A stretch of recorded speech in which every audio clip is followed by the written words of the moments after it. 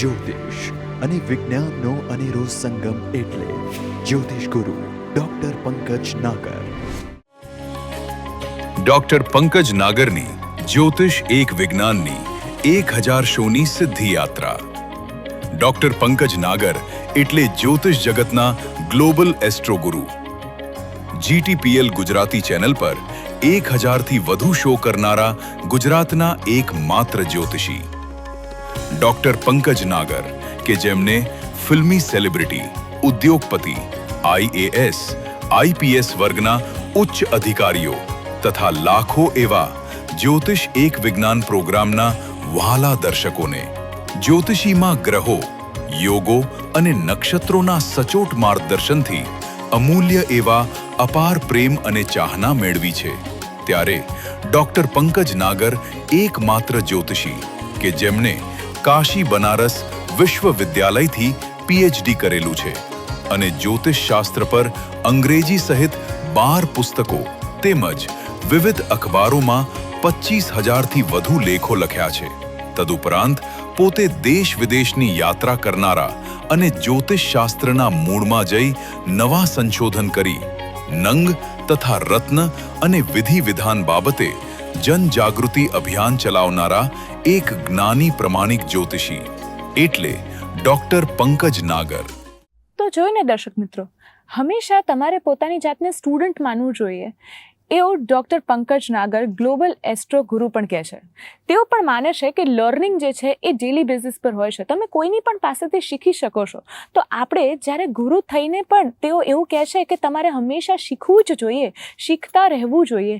તો બસ આપણે પણ આ વસ્તુ માનવાની છે અને આપણે પણ આ વસ્તુ પર એટલી જ ખાલી ચર્ચા કરશું કે આપણે પણ દરરોજ કંઈક ને કંઈક શીખતા રહેવું જોઈએ. તો યસ સર, હું તમને એ પૂછવા માંગીશ કે જ્યારે આપણે વાત કરીએ છીએ વિજ્ઞાનની, એસ્ટ્રોલોજીને આપણે વિજ્ઞાન સાથે જોડતા હોઈએ છીએ, એસ્ટ્રોલોજીને આપણે ગણિત સાથે જોડતા હોઈએ છીએ, તો એક્ઝેક્ટલી એસ્ટ્રોલોજી એટલે કે જ્યોતિષ જે છે એ શું છે? જ્યોતિષ અને વિજ્ઞાન કરતાં પણ હું આગળ સમજીશ. It is more than science. Why? વિજ્ઞાનનો ઉદ્ભવ બ્રહ્માંડના ઉદ્ભવ પછી થયો છે. ઓકે. બાળક કદાપી માતા કરતાં મહાન ના હોઈ શકે. જી. તો વિજ્ઞાનની માતા કોણ? બ્રહ્માંડ. બ્રહ્માંડ એટલે શું? ખગોળ, એસ્ટ્રોનોમી, તારા, નક્ષત્ર, ગ્રહો. જી. આ બધી વસ્તુઓ જ છે ને. જી. નિહારિકાઓ, UFO, તેને આપણે અનઆઇડેન્ટિફાઈડ ફ્લાઇંગ ઓબ્જેક્ટ્સ કહેતા હોઈએ છીએ, જે હજી સુધી ઓળખાયા નથી, પણ એ બધા ટુકડા તરતા જ હોય છે ત્યાં બ્રહ્માંડની અંદર. આ બધું તો પહેલાં હતું. પછી ઈશ્વરમાંથી પ્રજાએ પછી વિજ્ઞાન શોધ્યું. વિજ્ઞાન કેટલું દૂર છે, પણ અમે આ ટાઇટલ આપી જ્યોતિષ એક વિજ્ઞાન. ઘણા બધા રેશનાલિસ્ટોએ વિરોધ કરેલો મારા સેમિનારની અંદર. પછી મેં એમને સમજાવ્યું કે ભાઈ જો આટલા મોટા મોટા સાયન્ટિસ્ટો પણ જ્યોતિષને વિજ્ઞાન કરતાં પણ વધારે સ્વીકારે છે. બિલકુલ. એટલે આપણે તો સ્વીકારવું જ પડે ને. કારણ કે હું હંમેશા કહીશ કે વિજ્ઞાન કોણે શોધ્યું? ખુશીબેને શોધ્યું. બરાબર છે ને? અશોકે શોધ્યું, ખુશીએ શોધ્યું, પંકજે શોધ્યું. આ બધા બેઠેલા લોકોએ. વિજ્ઞાન એટલે શું છે? કે તમે કંઈક નવી વસ્તુ લોકોને આપો છો. પડેલું જ છે બ્રહ્માંડની અંદર, પણ તમે એના નિમિત્ત બની જાઓ છો. ધારો કે મેં બધા યોગ શોધ્યા, બ્રહ્માંડની અંદર બધું પડેલું જ હોય કે ભાઈ શુક્ર મંગળ ભેગા થાય એટલે કેરેક્ટરને લઈને પ્રશ્નો ઉપસ્થિત થાય, શનિ મંગળ ભેગા થાય એટલે એ માણસ જિદ્દી હોય, ગુરુ રાહુ ભેગા થાય તો એ માણસ સટોડિયો હોય. આ બધું ફિક્સ છે, પણ એને શોધ્યું. એ શોધનારો માણસ વૈજ્ઞાનિક છે. એટલે વિજ્ઞાન તો પહેલેથી પડેલું જ હતું, પણ વિજ્ઞાન ક્યાં પડેલું હોય? કારણ કે સોફા હોય તો પંકજ નાગર બેઠો હોય ને. એટલે બ્રહ્માંડ છે પહેલાં અને પછી વિજ્ઞાન છે. સો હું તો એવું માનું છું કે જ્યોતિષ એક વિજ્ઞાન તો છે જ, પણ જ્યોતિષ એ વિજ્ઞાન કરતાં પણ વિશેષ છે. સર, એ ખૂબ સુંદર રીતે જણાવ્યું છે કે બ્રહ્માંડમાંથી જ્યારે બ્રહ્માંડના તારલાઓ ને એ બધાની વાત કરતા હોઈએ છીએ ને, વિજ્ઞાન તો છે એ તો હ્યુમને બનાવ્યું છે અને આ બધાથી ઉપર જ્ઞાન છે. તો સર, મારે એ પૂછવું છે, તમે બંને જ જણ આટલા વર્ષોથી સંકળાયેલા છો, તો આ શોનું નામકરણ જ્યોતિષ એક વિજ્ઞાન કેવી રીતે આવ્યું?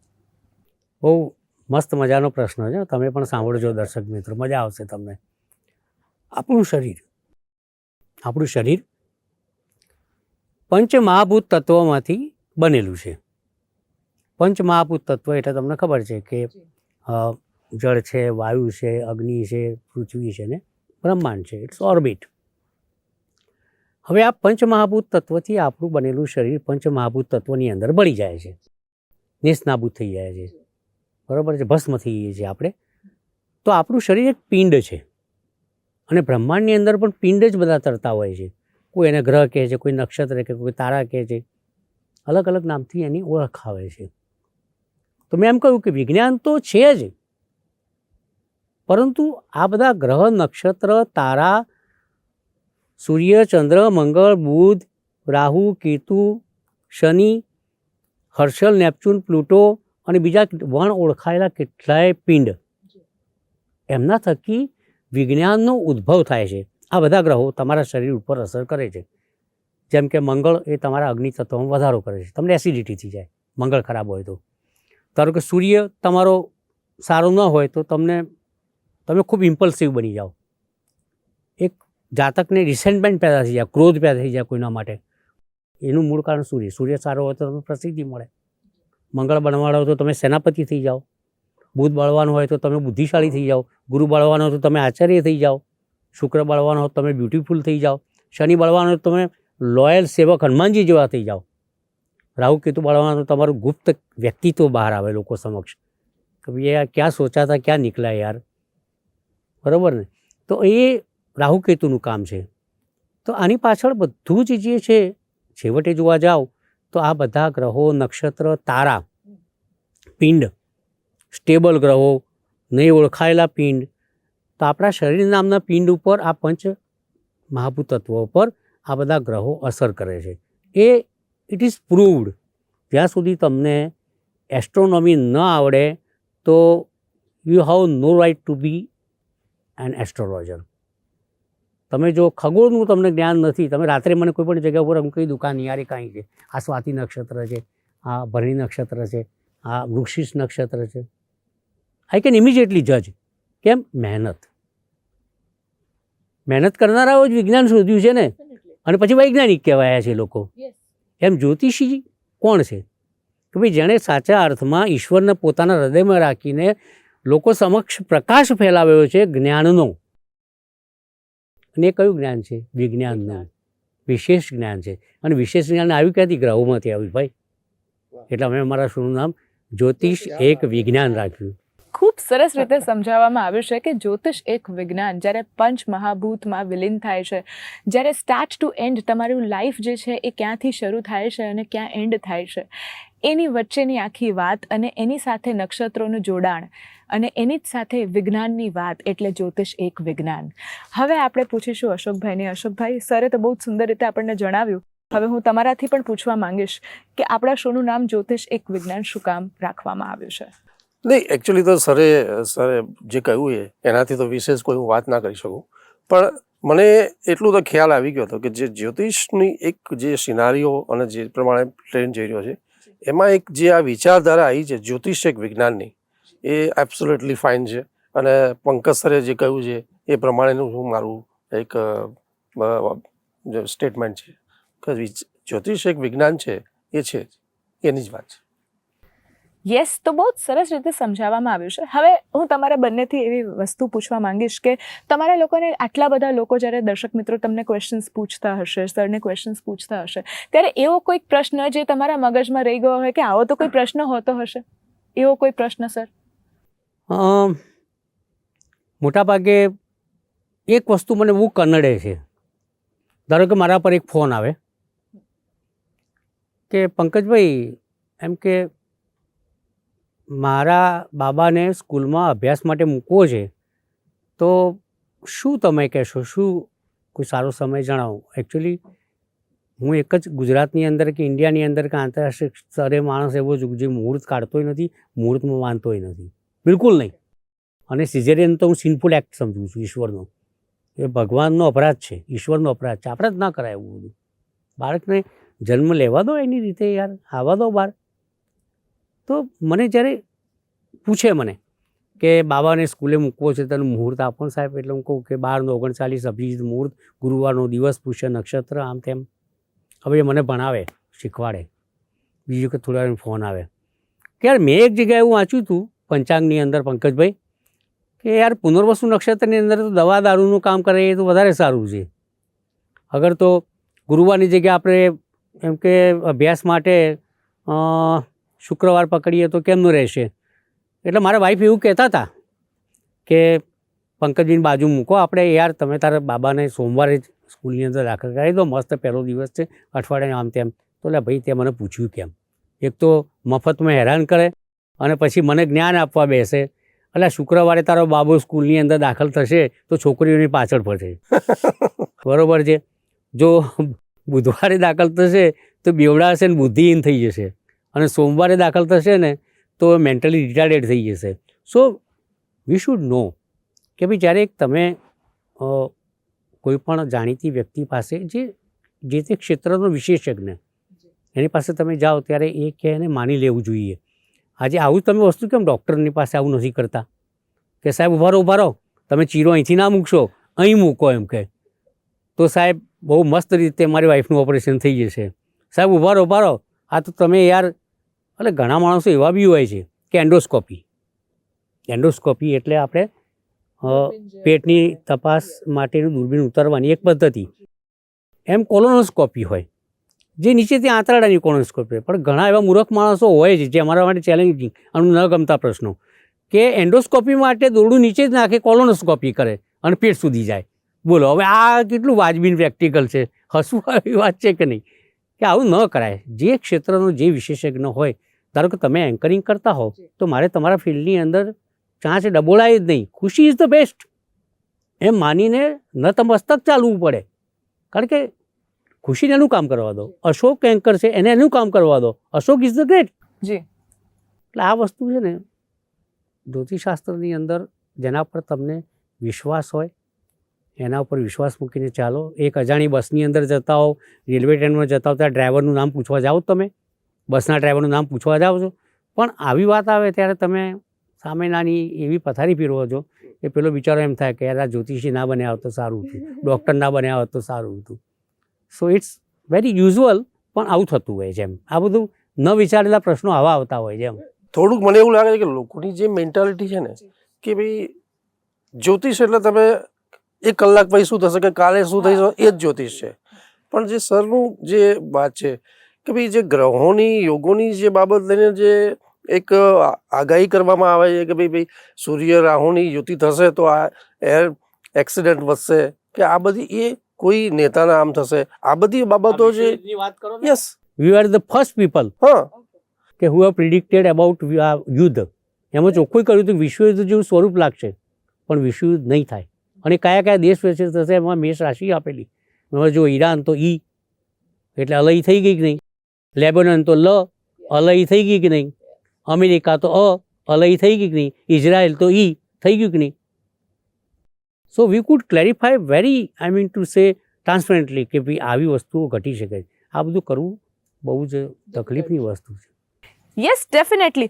હવે સર મારે તમને એ પૂછવું છે કે GTPL સિવાયની તમારી જ્યોતિષી તરીકેની કારકિર્દી, જેમ કે અન્ય ચેનલ, ન્યૂઝપેપર, તો એના વિશે અમારા દર્શક મિત્રો. બહુ ટૂંકાણની અંદર વાત કરું તો 2002ની અંદર નરેશભાઈ ભટ્ટ સાથે ETVની અંદર શરૂઆત કરેલી. ત્યાં આગળ 108 શો કરેલા કે માળા આપણે પૂરી કરવી છે, માળાના મણકા. જી, બરોબર છે. અને ત્યાર પછી દેવાંગભાઈ ભટ્ટે મને કીધું કે જ્યારે ત્યાં સહજાનંદમાં આપણે રોજ સવારે છાપું વાંચવા માટે બોલાવે, જ્યોતિષની વાતો કરે, નાના મોટા શો કરે. ત્યાર પછી G24ની અંદર એમાં તાશ કે 52 પત્તે દિખાય કિસ્મત કે રસ્તે પ્લેઇંગ કાર્ડ્સ પર મેં શો કરેલો. ઓ વાવ. અને 71 એપિસોડ એ કરેલા. પછી તો રોનકભાઈ સાથે ABPમાં છે, પછી ગુજરાત ફર્સ્ટમાં છે, મુકેશભાઈ સાથે એમના સન સાથે, એવી ઘણી બધી TV ચેનલો સાથે કામ કર્યું. પછી પરમેનન્ટલી બહુ પ્રેમ કર્યા અને પરણ્યો છેવટે 6 ફેબ્રુઆરી 2017ના રોજ. એમાં મારી 2 પત્ની, એક GTPL અને બીજી અશોક. તો એમની સાથે મારા પરમેનન્ટ લગ્ન થઈ ગયા. દ્વિપત્ની યોગ હતો, મંગળ દોષ હતો કુંડળીમાં, એટલે આવી ઘટના બની. બરોબર ને? તો આ રીતના અમે આગળ વધ્યા. એમ સરે બહુ નિખાલસતાથી એવું કીધું છે કે મારે 2 પત્નીઓ છે, એક આશરો અને એક અશોકભાઈ. તો અશોકભાઈ તમારે શું કહેવું છે આના પર? તમારી પ્રતિક્રિયા શું છે? અમારી વાલી પત્ની છે. વેરી ઓનેસ્ટલી કે હું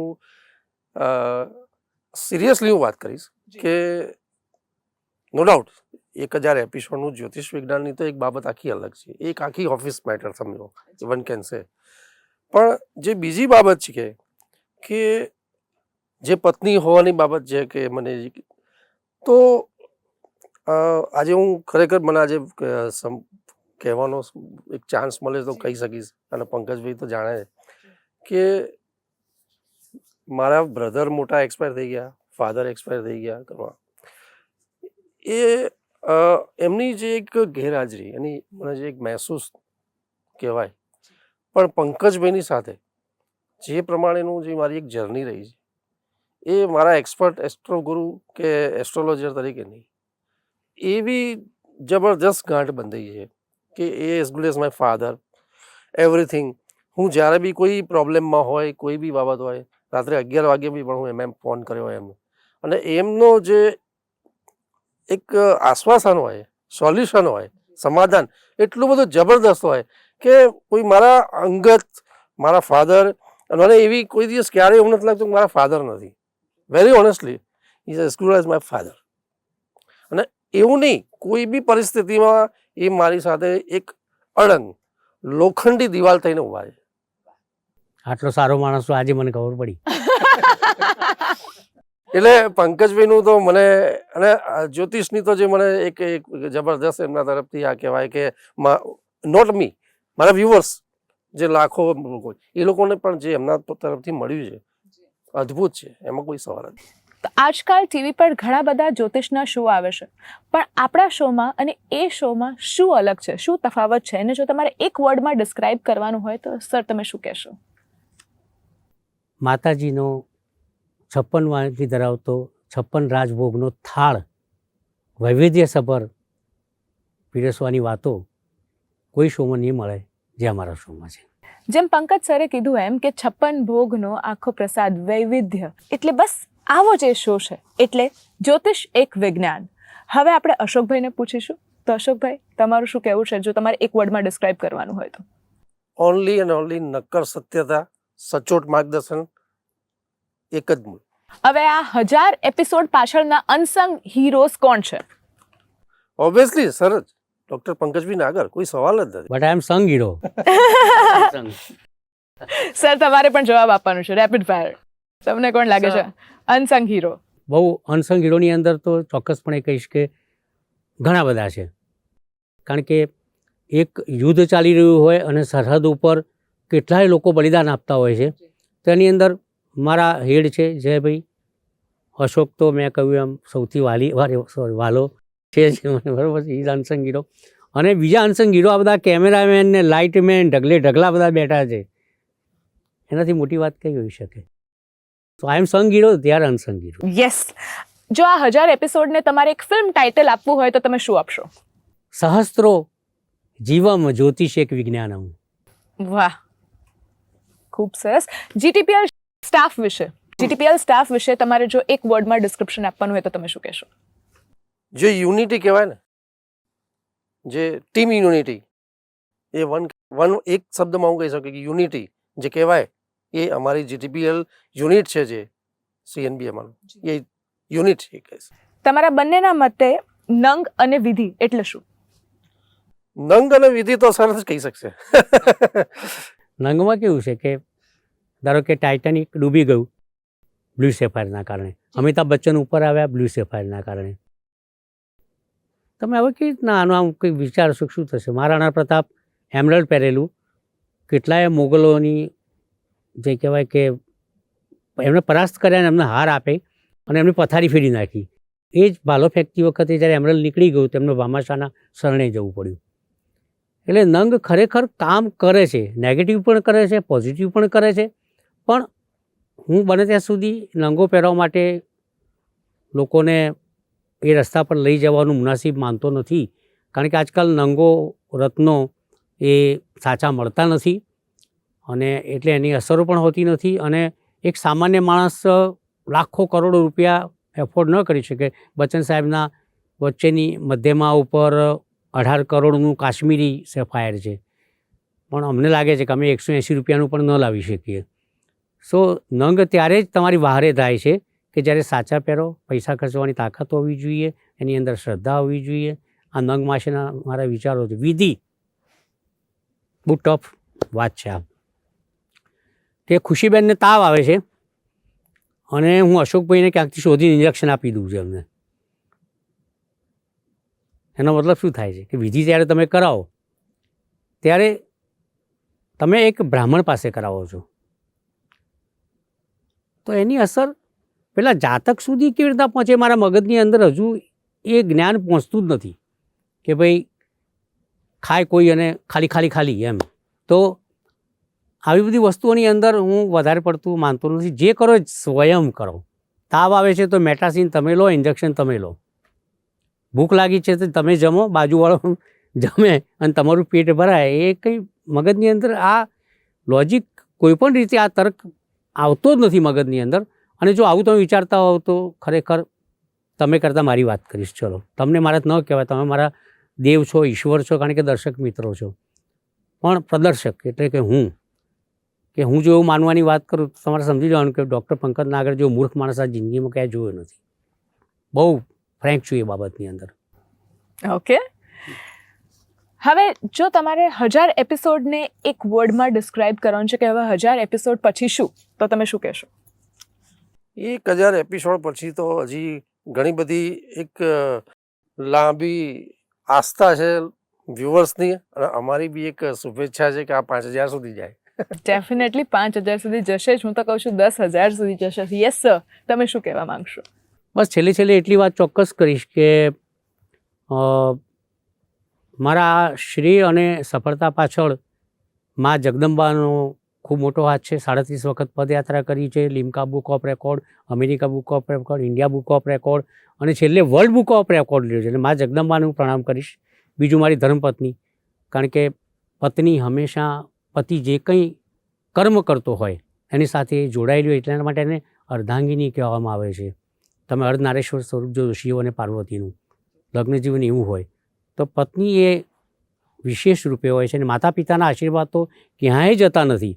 અને સૌથી મોટી વસ્તુ કે તમારા ચાહકો, તમારી આજુબાજુના લોકો, એ તમારા કેમેરામેન પણ હોઈ શકે, તમારા હેડ પણ હોઈ શકે, તમારા એન્કર પણ હોઈ શકે, ખુશી જેવી દીકરી પણ હોઈ શકે. એમનું અંદરથી પ્રેમ, સાતત્ય અને સાફલ્ય એ તમારી સફળતાની સાચી ચાવી અને નિશાની છે સર. આ ખાસ યાદ રાખજો. ખૂબ સરસ વાત કીધી છે સરે કે ઈશ્વર ગમે તે સ્વરૂપમાં સર તમારી સામે આવે ને આવે જ છે.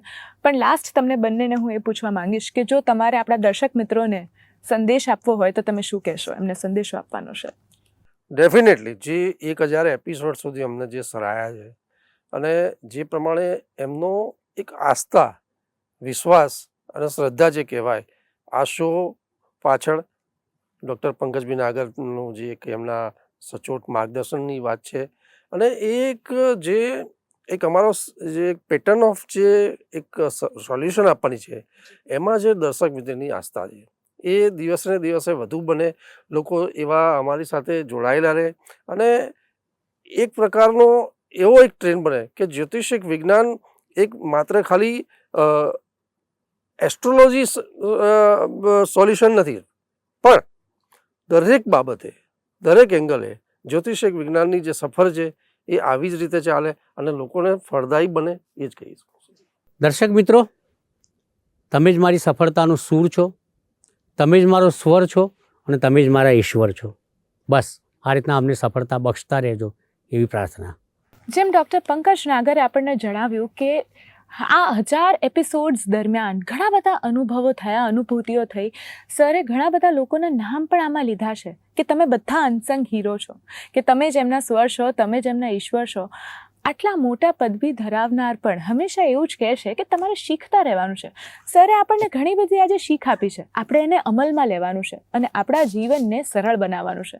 અને અશોકભાઈએ આટલા વર્ષો દરમિયાન, જે 8-9 વર્ષો દરમિયાન ઘણી બધી જીવનશૈલીમાં તમારે જે પ્રશ્નો હતા એને સચોટ રીતે દર્શાવ્યા છે અને એમને સર સુધી પહોંચાડ્યા છે.